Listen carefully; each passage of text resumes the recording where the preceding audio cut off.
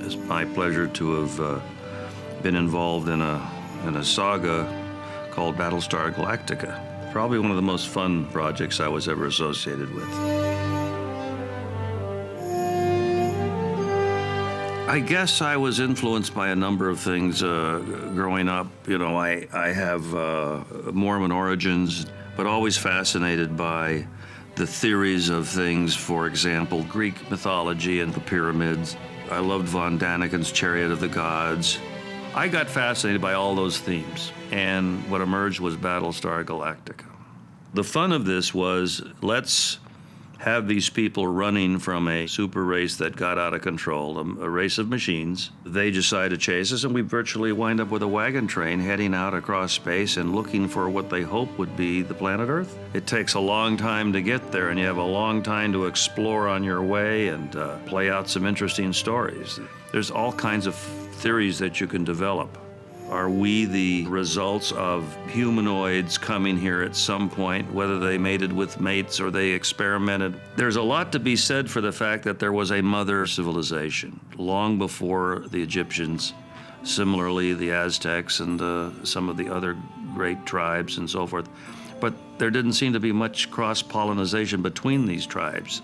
It's as if there was a greater source of knowledge, and whether it was Antarctica back down where it belonged as Atlantis or something else, it's reasonable to believe that a planet billions of years old may have floated a civilization or two that was very, very advanced. Well, I once thought to myself, what if heaven is the name of a planet? What if that's where our greater God is that built us such as we are? Cobalt. Yes. The mother world of all humans. Where life began. My position on that is that we are robots of a higher God. We are a series of pumps and wiring, much like any other creature that's been created somehow. And we now have the complete DNA recipe for a human being as we know them. I mean, you know, we can now duplicate organs and do all of these things, which really makes us something that could be created in a lab or created by a god. We just sort of drew liberally on things mythological that may or may not have played a part in all of this. It's a little like the Exodus, you know? That big sneak attack was sort of Pearl Harbor in space, and what was left, they figured they had to get away to fight another day. And one of their great hopes was that they might find kindred spirits out there across the universe, but they really don't know exactly where they're going. So that builds in a structure for a series. It's the journey and the trek that's the fun, not the reaching the goal. We played with all of the concepts we all grew up with and tried to press them and expand on them. Some shows had heavy underpinning in mythology, and some were, let's just do a good Western episode. You're trying to do things that are theatrical at the same time. A man who has the keys to, for example, the priesthood, which inspires and helps him to guide the fleet and so forth. That gets into Catholicism and into Mormonism. And we weren't anxious to try to go too far too fast. We didn't want to alienate anybody from their own convictions. We just wanted to throw things out there. We ask for a sign to take us to Earth, and we ask for safety from Cylon. And look what has been given us, a madman. Patrick McNee came aboard as a mysterious character who was really mythically, or in reality, supposed to represent the devil.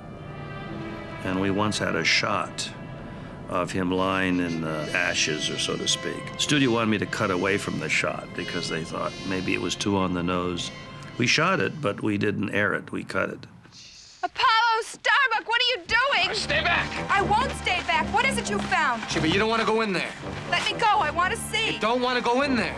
I guess I should admit it for the first time on the DVD that what you saw was cloven hooves. We weren't afraid to go with it, you know, get out there in dark and light, even dealt with the possibilities of some translated people who have been translated into perfect beings, and did episodes with a ship of lights. There's a phrase in our theology, which the glory of God is intelligence.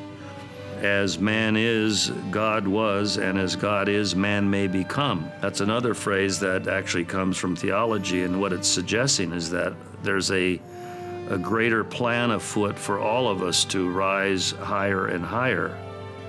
Perhaps run our own planet someday, and be in charge because we did a good job either on Earth or out there in some of those planets.